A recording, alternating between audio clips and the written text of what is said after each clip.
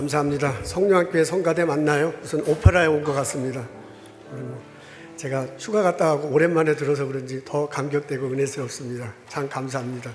수고들 많이 하셨습니다. 오늘 저희들 읽을 말씀은 베드로전서 3장 3절과 4절에 있는 말씀입니다. 제가 읽겠습니다.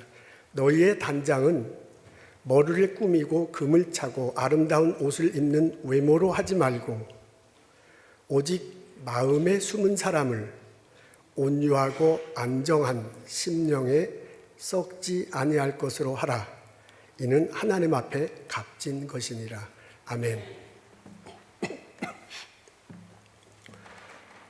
오늘 저희들은 베드로전서 3장에 있는 말씀을 읽습니다. 3절과 4절이 눈에 들어와요. 앞에 있습니다. 우리 다 같이 읽겠습니다.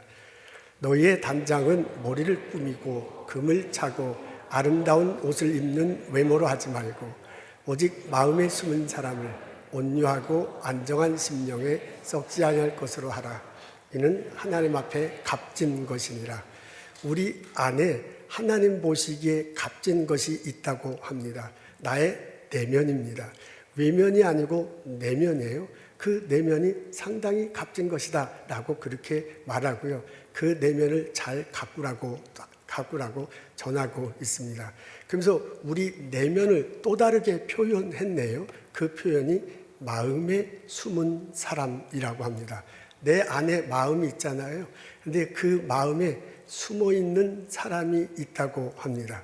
그 숨어있는 사람이 하나님 보시기에 아주 귀중한 존재이니 그 존재를 잘 다루라. 그 존재를 잘 단장하라. 꿈이라는 가르침입니다.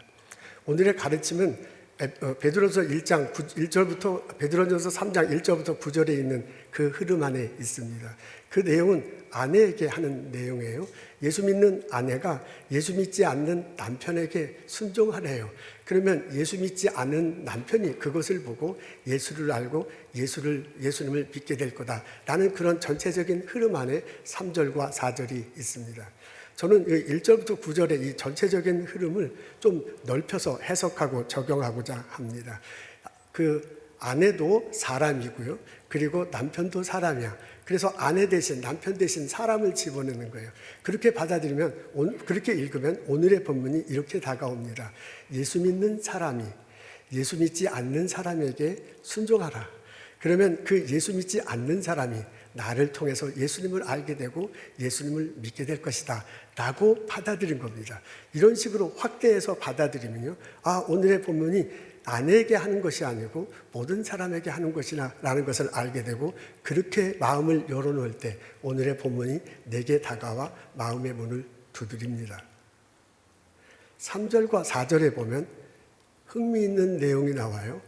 마음에 숨은 사람이라. 내 안에 마음이 있는데 그 마음 안에 숨어있는 사람이 있다고 합니다. 여러분, 성경을 보면 마음이라는 단어가 자주 나옵니다. 그 마음은 생각, 감정, 의지로 구성되어 있습니다. 제가 아주 많이 해서 여러분 이제 귀에 다 들었을 거예요. 성경에 마음이라는 단어가 나오면 그 주변에 보면 상당히 많은 단어가 나오는데 생각이라는 단어가 자주 나와요. 생각이라는 단어가 안 나오면 내 감정과 표현된 내 감정에 해당하는 기쁘다, 슬프다, 화난다 이런 감정에 해당되는 그 표현들이 자주 나와요. 그리고 자주 나오는 게 뭐냐면 행동에 옮기는 모습이 자주 나옵니다. 그 행동에 옮기도록 하는 게 내 의지잖아요. 내 의지에 따라서 내가 행동하기도 하고 내 의지와 상관없이 내가 행동하기도 합니다. 요 아주 틀림없습니다. 성경에 마음이라는 단어를 나오면 그 주변에 꼭 살펴보십시오. 생각이라는 단어가 나오거나 내 감정이 표현된 모습이 나오거나 내가 의지적으로 혹은 무의지하지 않게 행동하는 그런 모습이 나옵니다. 그래서 이건 제가 정돈한 건데요. 성경이 말하는 마음은 세 가지로 구성되어 있어. 생각, 감정, 의지 이겁니다. 이게 뇌과학자들은 마음이 머리에 있다고 그렇게 하군요. 근데 성경에서 우리가 일상생활에서 문학 표현해 보면 이 마음은 가슴 속에 있다라고 우리는 그렇게 이해합니다. 근데 그 가슴 속에 있는 마음이 성경은 생각과 감정과 의지로 구성되어 있다라고 그렇게 말하는 겁니다. 마음에 사람이 숨어 있다. 그 말은 뭐냐면 내 생각 속에, 내 감정 속에, 내 의지 속에 녹아있는 어떤 존재가 있다라는 그런 내용입니다. 예를 들자면 이렇습니다. 저는 어렸을 때 개를 아주 좋아했습니다.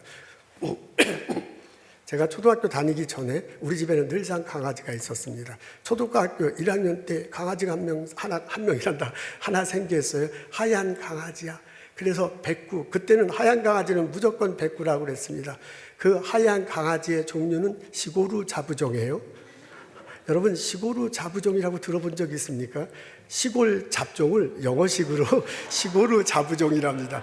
야, 한국 사람들 참 말 잘해. 말은 근사한데 시고루 자부종. 그때는 뭐라고 그러냐면 똥개였습니다. 그래서 하여간 똥개면 어떠냐? 그 똥개를 얼마나 사랑했는지 몰라 그냥 껴안고 자고 뽀뽀하고 난리를 쳤습니다.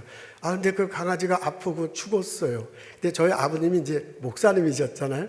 목사님 교회 옆에 바로 옆에 사택이 있고 거기에 동산이 있었는데 그 동산에다가 제가 그 시고루 자부종을 묻고서 나무를 꺾어서 십자가를 꽂고서 태성통곡하고 울었다는 거 아니에요. 그랬더니 우리 엄마가 한다는 소리가 야야 남이 보려면 네 엄마 죽은 줄 알겠다 라고 놀릴 정도로 제가 그냥 태성통곡을 했습니다.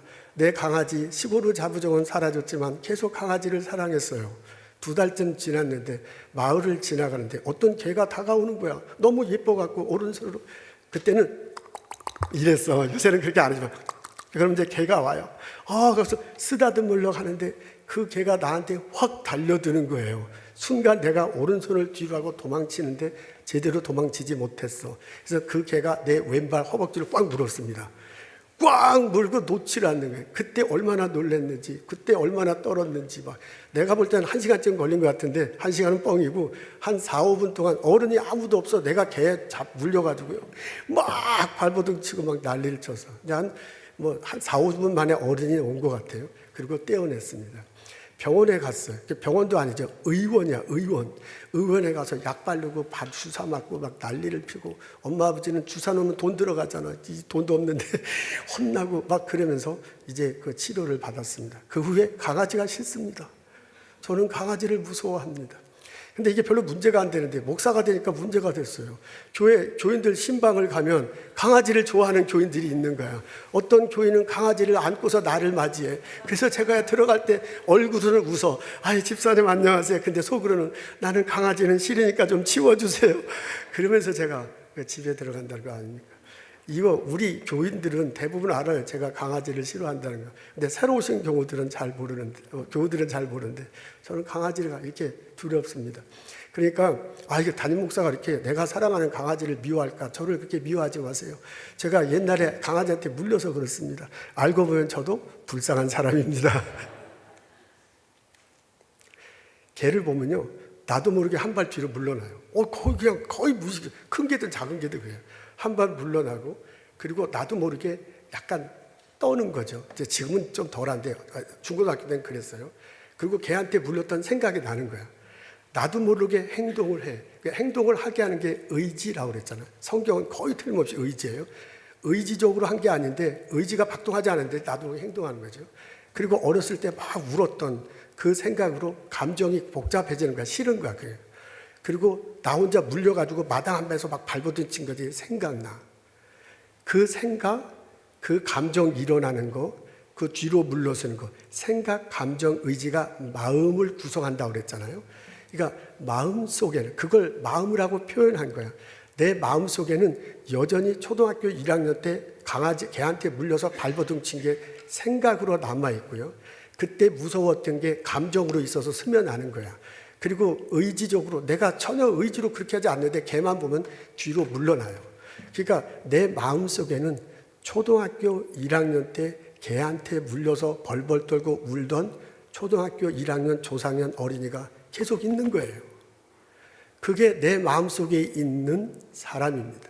근데 이거는 그냥 얘기할 수 있는 거예요. 다 같이 웃으면서 개한테 물려서 나는 개를 싫어합니다 말할 수 있는데, 그런 초등학교 1학년 때 개한테 물린 나 말고 또 다른 내가 있거든요. 내가 남들에게 말하고 싶지 않아. 부끄러워. 그건 감추고 싶은 어떤 사건, 기억 때문에 내한테 계속 있는 나가 있어요. 그거 감추고 싶어. 어떤 나는 그런 나가 내 속에 있는지도 몰라. 그렇다가 갑자기 어떤 환경 사건에서 팍 드러나가지고 그런 또 다른 나를 보고서 깜짝 놀라고 있습니다. 여러분, 그 내 속에 있는 나는 여러 가지 형태는 다르지만 공통점이 있습니다. 첫 번째 공통점은 뭐냐면 어린 시절에 상처 입은 나입니다. 어린 시절에 어떤 걸로 인해서 마음의 상처를 입었어요. 너 못생겼다. 너는 왜 이렇게 공부를 못해? 비교당하는 것. 그 다음에 가난해가지고, 저는 아버지 목사님이었고 엄청 똥구멍 찢어지게 가난하게 어린 시절을 잘했어요. 그러니까 가난해서 따돌림 받는 그런 아이들로부터 받던 그 기억 같은 것, 그런 것들이 있는 거죠. 아버지로부터 매맞고 자란다죠. 엄마로부터 계속 엄마는 사랑한다라고 나한테 계속 그렇게 말하고 행동했는데 그게 엄마가 성취하지 못한 걸 딸이 나한테 그냥 막 밀어 넣는 거예요. 거기서 오는 부담감, 그런 것들이 있어요. 그게 이제 상처로 남는 거지요. 그게 평상시에는 잘 모르다가 그런 비슷한 환경, 그런 비슷한 사건 속에 갑자기 떠오르는 거죠. 아버지와 비슷한 사람의 남자를 만나면 갑자기 옛날 그 아버지로부터 학대받은 게 떠올라가지고 움찔하는 거예요. 그게 바로 생각 속에 있는, 감정 속에 있어, 의지 속에 그 옛날 기억이 있는 거죠. 그게 바로 내 마음속에 숨겨져 있는 사람, 나의 또 다른 나입니다. 여러분, 또 다른 특징 중에 하나는 하고 싶지 않은 것을 자꾸 하게 하는 거야. 나는 이걸 하고 싶은데 하고 싶은 걸 하는 것을 하지 못하게 하고요. 이거 하면 안 돼. 하는 걸 그냥 자꾸 하게 되는 거야. 어린 시절 여러분 다 경험해 보셨을 거예요. 엄마가 아버지가 이거 하지 마, 이거 먹지 마 그러면 더 먹고 싶잖아. 그리고 키웠고 그거 먹잖아요. 어렸을 때 그런 거 다 기억, 하나씩 그런 경험이 있을 거라고요. 하고 싶지 않은데 자꾸 하게 해서 잘못한 것도 있어요. 생각해보면 그때 내 말 잘못했어. 그렇게 행동해서 그 사람이 굉장히 나 때문에 손해를 봤어. 근데 옛날 일이라 어떻게 더 그거 미안하다고 말할 수도 없어. 그래서 그 죄책감이 계속 남아있는 거죠. 그 생각, 그 감정, 그 의지가 고스란히 내 마음속에 있는 거야. 그때는 그 사람이 바로 내 마음속에 숨어있는 사람입니다. 또 다른 특징 중에 하나는 웅크려 있는 나입니다. 내 속에는 웅크려 있어요. 이걸 해야 되는, 웅크려 있는 나가 내 속에 있어. 이거 해야 되는데 잘 안 돼. 자신감이 없어. 이쪽으로 가야 할지 어떻게 돼. 미래가 어떻게 될지 소망이 없는 거야. 그래갖고 이러지도 못하고 저러지도 못하는데 너는 왜 그래 하고 엄마한테 혼났어. 그때 웅크려진 나가, 어렸을 때 나가 계속 내 안에 있는 거죠. 여러분, 내 안에는 쪼그러든 나도 있습니다. 왠지 나보다 키 큰 사람 만나면 나도 모르게 좀 쪼그러들지요. 나보다 이쁜 사람 만나면 아이 쟤는 저 왜 저래. 나보다 업무 실적이 훨씬, 연구 결과가 엄청나게 좋아. 회사에 가면 슈퍼바이저도 있잖아. 나보다 훨씬 잘 나가. 그런 사람들 앞에 가면 왠지 쭈그러들어요. 그러니까 내 속에는 그 쭈그러들은 나가 있습니다. 내 속에는 늘상 웅크러진 나가 있고 쭈그러든 나가 있어요. 그리고 내 속에는 늘상 우울해하는 나가 있어요. 나도 모르게 우울해. 나도 모르게 불안해. 나도 모르게 두려워. 그래가지고서요, 죽고만 싶어. 이거 어떻게 억제가 안 되는 거야. 겉모습과는 전혀 다른 또 다른 그런 계속해서 우울하는 나가 내 속에 있을 수도 있습니다. 여러분은 어떻습니까? 오늘 베드로가 너 마음속에 숨은 사람이 있다라고 그렇게 얘기해요. 그리고 그 너 마음속에 숨은 사람을 잘 단장하고 가꿔야지 얼굴 작갈 굽다고 되는 게 아니다 라고 그렇게 알려주고 있습니다. 여러분, 내 마음속에 숨은 사람을 만난 적이 있습니까? 그렇게 갑자기 내 마음속에 숨은 사람을 만나고 깜짝 놀란 적은 없습니까? 내가 내 마음속에 숨은 사람을 보고 깜짝 놀랄 때, 그때 나는 어떻게 해야 합니까? 베드로가 우리들에게 말하고 있습니다. 제가 정신이 없어서 이런 게 있고요. 베드로가 우리에게 알려주고 있습니다. 4절에 나와요. 우리 다 같이 읽겠습니다. 시작. 오직 마음에 숨은 사람을 온유하고 안정한 심령에 썩지 아니할 것으로 하라. 이는 하나님 앞에 값진 것이라. 내 마음에 숨은 사람이 하나님 앞에 값진 것이라고 합니다. 여러분, 영어로 보니까 is very precious in God's sight. in God's sight. 하나님 보시기에 precious가 아니라 very precious야. 한 존재라고 그렇게 베드로가 알려주고 있습니다. 사실 내 속에 있는 나는 밝히고 싶지 않아. 강아지한테 물려서 강아지가 싫다는 나는 웃으면서 얘기할 수 있죠. 그거 뭐 다 얘기할 수 있어요. 근데 그런 나만 내 속에 있는 게 아니거든요. 내 속에 있는 나는 내 속에 숨어 있어서 밝히고 싶지 않으니까 내 속에 숨어 있는 거거든요. 나도 몰라 그런 나가 내 안에 있었는데 전혀 모르는 거고 성질이 갑자기 나고 막 그러잖아요. 그 숨겨져 있는 나가 내 속에 있는지도 몰라. 근데 왜 내 속에 있는지 왜 모르겠어요? 밝히고 싶지 않은 거야.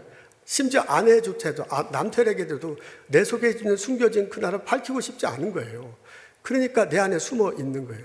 근데 내 안에 숨어 있는 그 나가 값진 존재래요.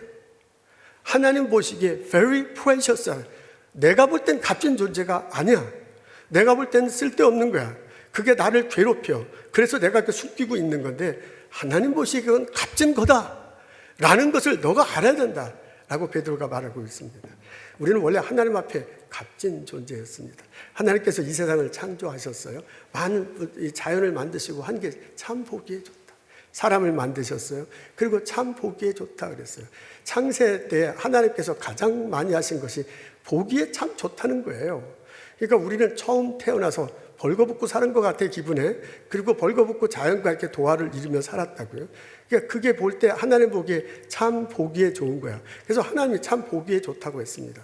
여러분 벌거벗고 살았다, 자연과 조화를 이루었다, 그 말이 뭐예요? 인간이 숨길 게 없는 거야. 하나님 보기에도 그냥 그렇게 사는 그 모습이 그대로이고요. 자연과도 더불어 그렇게 살았습니다. 아담과 하와가 선악과를 따먹습니다. 그러면서 제일 먼저 한 게 무엇인지 아시죠? 무화과 나무 잎으로 자기를 가리는 거야. 아담은 아담대로 가고 하와는 하와대로 가요. 이 사람과 나사는 벌거벗고 살았는데 이제 숨기기 시작한 거예요. 여러분, 하나님이 아담아 어딨냐 부르니까 어떻게 했는지 아시죠? 나무 뒤에 가서 숨었어요. 그러니까 하나님으로부터 숨기 시작하는 거야. 그러면서 자연으로부터도 숨기 시작하는 거야. 이렇게 숨기 시작하면서요, 하나님으로부터 자기가 숨고 자연으로부터도 숨고 옆에 있는 사람으로도 자꾸 숨다 보니까 자기도 모르게 내 안에 숨어 있는 사람이 생긴 겁니다. 근데 하나님 보시기에 그렇게 해서 숨어 있는 사람, 그 사람도 소중한, 진귀한 존재다 그 말이에요. 나는 그게 싫어. 나는 그래서 납히고 싶지 않아. 남들이 내 속마음 들키면 너무 부끄러워서 안 들키려고 바둥바둥해. 그래도 그거 하나님의 보게 되는 소중한 존재다. 그걸 알아야 된다 라고 지금 베드로가 말하고 있습니다. 그러면서 베드로가 권면하는 거예요. 하나님께 나아가십시오. 하나님 앞에서 자기의 내 속에 있는 숨어있는 사람을 솔직하게 드러내십시오. 그러면 하나님이 존귀하게 여겨줄 거고, 이런 나도 하나님의 은혜를 내려주시는 것을 알고 누리게 될 것이다 라는 그런 권면입니다. 그리고 베드로가 권면합니다. 어떻게 하면 하나님 앞에 나아가서 존귀한 존재로 누릴 수 있는가? 썩지 아니할 것으로 하라 라고 그렇게 합니다. 썩지 아니할 것으로 당신이 하나님 앞에 나아갈 수 있고 하나님으로부터 당신이 존귀한 존재라는 것을 역임을 받고 누리며 살 수 있을 거라고 그렇게 말합니다. 베드로전서 1장 23절에 보면 이런 내용이 나와요. 너희가 거듭난 것은 썩어질 씨로 된 것이 아니요 썩지 아니할 씨로 된 것이니 하나님의 소중하고 항상 있는 말씀으로 된 것이라 라고 그렇게 적혀져 있어요. 그러니까 베드로의 표현이에요. 썩지 아니할 것이라는 것은 하나님 말씀을 가리키는 거예요. 하나님 말씀 안에서 너가 하나님 앞에 갈 수 있고, 그 말씀 안에서 하나님 앞에 갈 때 하나님이 내 속에 있는 나도 존귀하게 여김을 받고, 내가 내 자신이 이 모습 이대로 존귀한다는 것을 알게 되고, 그리고 그 나를 존귀를 누리며 살아가게 될 그 말입니다. 그러니까 말씀을 통해서 이렇게 이런 일이 벌어진다는 거죠. 여러분, 하나님 말씀의 핵심은 예수 그리스도입니다. 십자가 다시고 부활하신 예수 그리스도, 그분을 통해서 내가 구원받았다라고 고백하고 그 내용에 핵심적으로 담겨있는 게 성경입니다. 그러니까 이걸 풀어서 얘기하면 성경을 통해서 그 안에 담겨있는 예수님을 통해서 하나님 앞에 나아갈 때 내가 존귀한 자라는 것을 깨닫게 되고 내가 존귀케 됨을 누리면서 살아갈 수 있게 될 것이다, 그런 얘기입니다. 그러면서 베드로가 이렇게 얘기하네요. 너는 심령이 온유해지고 안정되게 될 것이다. 내가 하나님 앞에 나가요. 말씀을 통해서, 예수님을 통해서. 그래서 하나님으로부터 내가 존귀한 자라는 것을 깨닫게 돼. 그리고 그 하나님 안에서 내가 존귀한다는 것을 누리며 살아가게 돼. 그렇게 될 때 심령, 내 마음과 영이 안정되게 될 것이래요. 여러분, 우리 아담과 하와 때는 하나님과 같이 있었습니다. 그래서 거기가 가장 안정된 상황이었고 가장 조화를 이루는 그런 상황이었습니다. 근데 거기서 쫓겨나잖아요. 그러니까 이제 불안정하기 시작한 거야. 불안정하기 시작하는 그런 우리들이 다시 하나님 앞에 가면서 안정되게 될 것이다. 그런 말입니다. 그렇게 안정되고 난 다음에 너희가 온유하게 될 거예요. 영어로 보니까 젠틀로 이렇게 됐어요. 하나님 앞에 나아갔을 때 내가 안정을 얻게 되고 너희가 온유하게 될 것이다 라는 내용입니다. 어린애가 갓 태어나서 막 걷기 시작했어. 엄마 손을 잡고 백화점에 갔습니다. 백화점에 가니까 볼 게 너무 많은 거야. 그래서 막 신나서 막 왔다 갔다 하다가 엄마를 잃어버렸어. 바로 그때 얼마나 깜짝 놀래요. 놀래서 울어. 그리고 막 엄마 찾아서 얼굴이 사색이 돼서 아기가 뛰어다녀. 그러다가 나중에 엄마를 만나. 그럼 엄마 품에 가가지고 안기잖아. 그때 이제 얼굴이 풀려지는 거야. 이제 마음이 안정되는 거야. 그리고 엄마 품에 있으니까 얼굴이 펴이며 온유하게 됩니다. 그런 것과 똑같아. 너희가 하나님 앞에 가면 마음이 안정될 거다. 그리고 너희가 온유하게 될 거다. 하나님 가기 전에 두려워. 하나님 가기 전에 내가 상처로 때문에 그 상처를 숨기려고 내 마음속에 있는 그걸 막 숨기려고 막 애를 쓰는데 그게 다 해소되니까 온유하게 될 것이다 라는 내용입니다. 이렇게 말하면서요, 베드로가 권면하는 건 이거예요. 너희 마음에 숨은 사람이 이렇게 변했으면 좋겠다. 너희 마음에 숨은 사람을 단장하라. 그 말은 뭐냐면 이제 얼굴도 이렇게 화장으로 이렇게 하면 이제 단장되죠. 옷도 예쁘게 입으면 외모도 단장되죠. 그것도 좋지요. 근데 이제 그거보다 더 좋은 게 마음이 단장되는 건데, 마음을 꾸미는 건데, 그거는 바로 말씀을 통해서다, 예수님을 통해서다, 그 말입니다. 말씀을 읽으십시오. 예수님께 나아가십시오. 그 예수님을 통해서 하나님께 나가서 너희가 이 마음에 단장을 하고 마음이 꾸며졌으면 참 좋겠다, 그 말입니다. 베드로는 권면합니다. 말씀을 읽으십시오. 예수님을 깨달으십시오. 말씀을 묵상하십시오. 말씀 가운데서 예수님을 믿고 예수님과 함께 하나님께 나가십시오 라고 그렇게 권면합니다. 여러분, 우리 신앙생활하는 데 있어서 많은 것들이 프랙티스 할 때 중요하지만 가장 중요한 건 말씀을 가까이 하는 겁니다.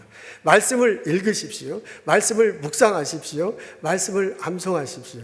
성경 공부에 참석하십시오. 그 속에서 하나님의 음성을 들 수 있고 예수를 받았고 예수님을 만나고 깨달을 수 있습니다. 내가 교회 출석하면서 성경 공부에 참석하지 않으면 신앙생활을 건성건성하기가 참 쉽습니다. 성경 공부에 꼭 참석해야 100% 완전한 그리스도인이 되냐? 그건 아니죠. 그렇지만은 교회 생활을 교회 풍성하고 내가 신앙생활을 풍성하기 위해서 꼭 필요한 게 성경 공부에 참석하는 겁니다. 거기서 말씀을 서로 나누는 가운데 예수님을 좀 더 확실히 알 수 있습니다. 여러분, 지금 이제 방학이니까 없지만 9월 학기부터 시작합니다. 성경 공부에 꼭 참석해 주면 좋겠습니다. 내가 성경을 읽게 되잖아요. 그러면 성경을 점점점 읽게 되면 그 성경 말씀이 내가 그 성경 말씀을 읽게 되면 성경 말씀을 자꾸 생각하잖아요. 마음속의 한 구성원 중에 생각이야. 그러니까 예수님의 말씀을, 성경 말씀을 자꾸 생각하다 보면 그 생각을 통해서 예수님이 내 안으로 들어옵니다. 그러면서 예수님이 내 안에 마음을 이렇게 비춰줘요. 그래서 마음이 비춰지기 때문에 내가 알지 못했던 내 안에 있는 사람들이 드러나. 강아지를 싫어하는 나, 그건 금방 드러나죠. 근데 어렸을 때 학대받아서 상처받은 나, 너는 왜 이렇게 못생겼어? 너는 왜 이렇게 공부를 못해? 하고 그때 아파했던 나는 잘 안 드러나. 근데 하나님의 말씀을 자꾸 생각해 보면 그 하나님이 내가 너를 사랑한다, 내가 너와 함께한다 라고 계속 생각을 통해서 듣는 거예요. 그렇게 들을 때 나도 모르게 반응을 하죠. 그렇게 반응을 하면서 그 말씀이 나를 위로해줘. 그리고 그 말씀이 나를 안정시켜줘. 그리고 그 말씀이 나를 온유하게 해주는 거예요. 여러분, 그거 다 경험해 봤을 거예요. 지금 제가 잘 묘사하려고 무척 애를 쓰는데 말씀을 자꾸 묵상하다 보면 그게 생각 안에서 이루어지는 거예요. 내가 생각 안에서 마치 예수님이 나에게 말하는 듯하고 내가 그 말씀이 나를 뒤돌아보면 이런 작용이 일어납니다. 이게 의도적으로 내 생각 안에서 벌어지는데 성경에서 보면 성령이 우리 마음속에 있어서 생각나게 하신다는 거예요. 그게 요한복음 14장에 적혀져 있잖아요. 그게 내가 의도적으로 자꾸 생각한 건데 알고 보면 성령께서 내 생각에 들어와갖고 나를 하여금 자꾸 이렇게 생각하게 하고 그걸로 위로받게 하고 그걸로 힘을 얻게 합니다. 그런 놀라운 일들이 벌어진다 이겁니다. 여러분 화학 실험실에 실험실에다 그걸 뭐라 그래요? 그릇에다가 다른 화학 제품을 넣으면 이게 막 변하잖아요. 그런 거하고 똑같아. 내 심령 속에 성령이 들어오면 변할 수밖에 없어요. 그 변하는 과정 속에서 숨겨져 있는 나가 발견되고 그 숨겨진 나가 안정을 얻고 온유하게 된다. 그런 말입니다. 내 속에는 하고 싶지 않은데 하는 것들 있어요. 내가 잘못 말한 거 있어. 내가 잘못 행동한 거 있어. 그래서 누군가를 피해봤는데 내가 미안하다고 말 못하고 여태까지 모른 척하고 지나간 거 있어. 그 숨겨진 나가 성경을 읽다 보면 드러나죠. 그거 내가 잘못한 거구나. 근데 이미 시간이 지났어. 그 사람은 돌아가셨을지도 몰라. 어떻게 해야 돼? 그럴 때 생각을 통해서 나에게 알려주잖아요. 그럼 너가 어떻게 회개하고 어떻게 행동할 것이야. 다른 사람은 어떻게 대할 건가 알려주는 거예요. 그렇게 행동함을 통해서 내 마음이 심령이 안정을 얻습니다. 그렇게 하면서 내가 온유해집니다. 내 마음이 변하는 거예요. 여러분 나는 두렵습니다. 여러분 나는 외롭습니다. 나는 죽고 싶어. 그거 어떻게 할 수가 없어. 그거는 하지 말라라고 한다 그래서 너 왜 이렇게 앵자이어티가 있느냐 말한다고 돼. 그게 안 되는데 나는 우울한데 나는 죽고 싶은데 나는 사람 만나고 싶어요. 그거 어떻게 할 수가 없어요. 물론 우리가 전문의를 발견하고 약을 복용하고 의사 처방을 받고 그렇게 치료받는 건 상당히 중요합니다. 그렇게 할 수도 있습니다. 근데 정말 중요한 건 우리의 심령을 안정시키고 우리의 심령을 온유케 하는 건 성령이다 그거예요.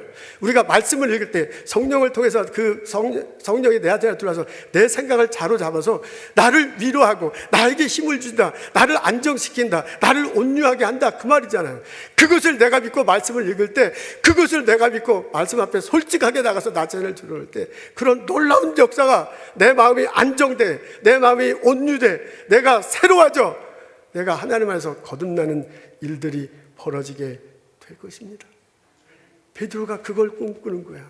너는 소중한 존재다. 내 마음속에 숨기고 싶고 있으면 내 마음속에 숨어있는 나, 또 다른 나, 소중한 거다.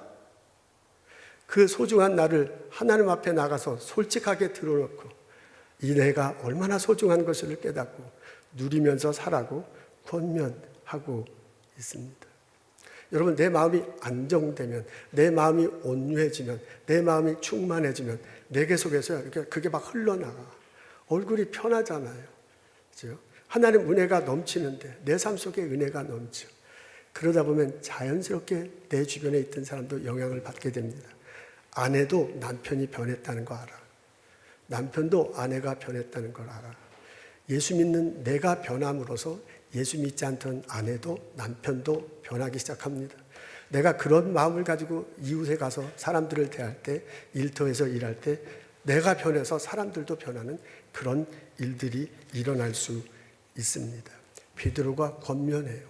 내 속에 숨어있는 나 소중한 존재자 프레이셔스하다. 그 프레이셔스한 내 존재를 하나님 앞에 나가서 위로받고 그리고 건강한 모습으로 일어나게 될 것이다 라고 권면하고 있습니다. 이 권면이 마음속에 받아들여져 우리 삶 속에 일어났으면 참 좋겠습니다. 2005년 3월 11일 날 아틀란타 조지아에 깜짝 놀란 일이 발생했습니다. 법정에 출석하던 용의자가 있었네요. 브라이언 니콜스라는 용의자가 있었는데 이 사람이 탈출하는 사건입니다. 성폭행 혐의로 재판에 이제 출석하는데 올 때 그 여자 보안관이 법정에 들어오면 수갑을 벗기잖아요. 근데 그 보안원이 수갑을 벗길 때 그때 바로 그 여자 경찰을 제압하고 권총을 뺏었어요. 그리고 판사를 쏴 죽이고 법정 공무원 3사람을 쏴 죽였습니다. 그리고 그 8층으로 올라가서 거기에 그 파킹랏이 있었대요. 그래서 자동차를 몰고 쏜살같이 도망갔어요. 그래서 경찰이 쫓아갔는데 워낙 빨리 순식간에 일어난 거라 놓쳤습니다. 그래서 애틀란타시가 발칵 뒤집혔습니다. 초등학교는 들어가지도 말고 나가지도 말라. 그리고 애틀란타 시민들은 바깥에 있지 말고 되도록 집에 있어라 라고 그렇게 내려줬습니다. 그런데도 어디에 있는지 찾지를 못하는 거예요. 그래서 6만 불의 상금이 걸려서 이 사람을 신고하면 6만 불을 주겠다. 그런데도 아무도 나타나지 않는다. 26시간이 지났어요. 그 다음날 오전 10시가 됐는데 20대 여성으로부터 전화가 와. 브라이언 니콜스가 우리 집에 있으니 우리 집에서 자수하려고 합니다 하면서 그렇게 신고를 한 거예요. 그 20대 여성이 애슐리 스미스야. 애슐리 스미스라는 집에 가서 이 용의자를 데리고 올 수 있었습니다. 26시간 만에 무슨 일이 있었는가. 이 브라이언 니콜스가 권총을 가지고 아파트로 갔는데 그 아파트가 한국 사람이 아주 많이 애틀란타 한국 사람 많은 도시 있죠. 아주 많은 곳에 있는 아파트예요. 그래서 그때 한국 사람들도 깜짝 놀라고 그랬어요. 한국 사람도 피해 있는 게 아닌가. 그래서 저는 그때 내시빌에 있었는데 이거 아주 흥미란다. 이제 회사 주의 깊게 뉴스를 봤습니다. 근데 이제 그 아파트 오전 아침에 가는데 새벽에 이 애슐리 스미스가 들어가려고 하는데 이 브라이언 니콜스가 권총으로 위협하고 더 방 안으로 들어가겠다고 그래요. 그러니까 나 살려달라고, 나 죽이지 않으면 살려달라고 막 그래요. 그래서 이제 들어가면서 애슐리를 묶어놓고 샤워를 합니다. 그 다음에 샤워 끝난 다음에 이 애슐리를 풀어줘요. 그러고서 그러니까 이 애슐리가 내가 마음이 걱정되고 막 두렵고 그러니까 죽이지 말라고 그러고 마음의 안정을 위해서 성경을 읽어도 됐냐 그래서 성경 읽으라고 그랬대요. 그래서 성경을 읽고 목적이 이끄는 삶이라는 성경 공부 이걸 아시죠? 그 두 권을 놓고 읽었어요. 근데 그거 읽혀지겠어요. 그냥 덜덜덜 떨면서 막 읽고 있었어. 그때 이 브라이언이 애슐리한테 너 읽고 있는 게 뭐냐 그랬더니 성경책을 읽고 목적이 있는 삶이다. 내가 요새 이 성경책을 읽고서 마음의 안정을 얻고 온유하게 됐다. 그리고 목적이 이끄는 삶을 읽고서 그 다음에 내가 앞으로 어떻게 해야 될지를 알게 됐다. 그런 얘기를 해요. 그래서 너 도대체 뭔 일이 있기 때문에 하는 거 물어봤을 거예요. 그러면서 이 애슐리가 대답을 합니다. 4년 전에 남편과 딸하고 살고 있었는데 남편이 살해당했어요.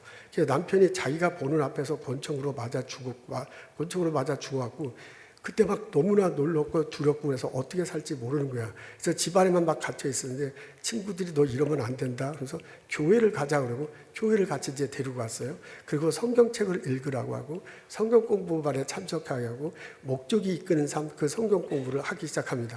그러면서 이제 그 두려웠던 상황 그게 생각으로 감정으로 의지로 막 계속 떠오를 거 아니에요. 그러니까 남편이 권총 맞아서 죽어서 떨고 있는 나가 내 안에 있는 거야. 근데 그 성경 공부에 참석하고요. 성경으로 계속 예수님이 당신을 사랑합니다. 당신에게 평화를 준다. 두려워 말라. 내가 너와 함께 함이라. 그런 말씀을 계속 읽으면서 위로가 되고 안정이 돼. 그러면서 자기가 이렇게 이제 평안해지는 거지요. 그리고 목적이 이끄는 삶, 이 성경 공부를 하면서 어떻게 이런 상황 속에서 내 앞날을 갈까. 이런 걸 찾은 거예요. 이 얘기를 그대로 해준 거예요. 브라이언한테. 그러니까 브라이언이 그 얘기를 듣고 나도 사실은 이렇게까지 이런 일이 벌어질 필요가 없었는데 하면서 자기 얘기도 해. 자기도 대학교 다닐 때 미식 축구 선수였대요. 태권도 같은 것들 하면서 몸이 아주 이런 이제 사람입니다. 그리고 그 대학교 졸업하고 그 택배 회사에서 유명한 택배 회사에서 컴퓨터 프로그래머로 잘 사고 잘 살았어요.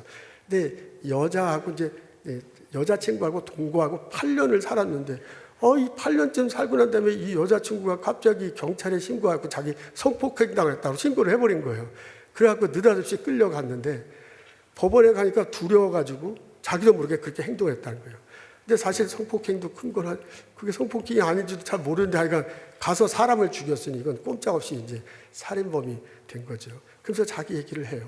그러니까 이 사람은 성경 공부를 통해서 자기가 어떻게 변했는지 하나님을 위로해 줬는지 자꾸 얘기하고 이 사람도 자기 얘기라고 하면서 성경과 목적이 이끄는 삶을 놓고 서로 막 대화를 하는 거예요.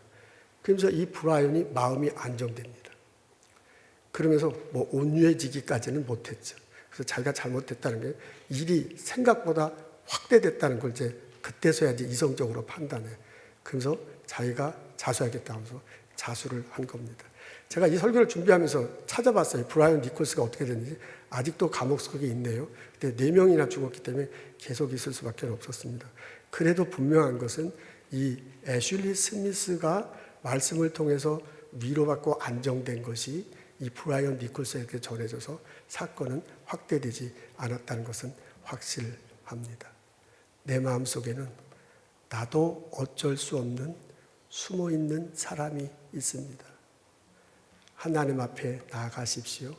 말씀을 읽고 그 숨어있는 나를 자꾸 들여다보십시오. 하나님이 나를 위로해 주시고 사랑해 주신다고 그러고 함께 해 주신다고 합니다. 내가 안정을 얻을 수 있습니다. 내가 온유해질 수 있습니다. 내가 건강해질 수 있습니다. 나는 내 모습은 어떻든 내가 싫어하는 그 속사람 그 사람도 하나님은 사랑하십니다. 나는 하나님 앞에 존귀한 존재입니다. 기도하겠습니다. 하나님 앞에 나가서 말씀을 읽고 나 자신을 뒤돌아보게 하시옵소서. 내가 하나님 앞에서 존귀한 존재임을 깨닫고 나 자신을 존중하며 사랑하며 살게 하옵소서. 내 속에 있는 내가 다 드러나서 건강하고 행복하고 살아갈 수 있도록 주변의 사람들에게 거룩한 영향을 미치며 살아갈 수 있도록 인도하옵소서. 예수님 감사합니다. 예수님 이름으로 기도합니다.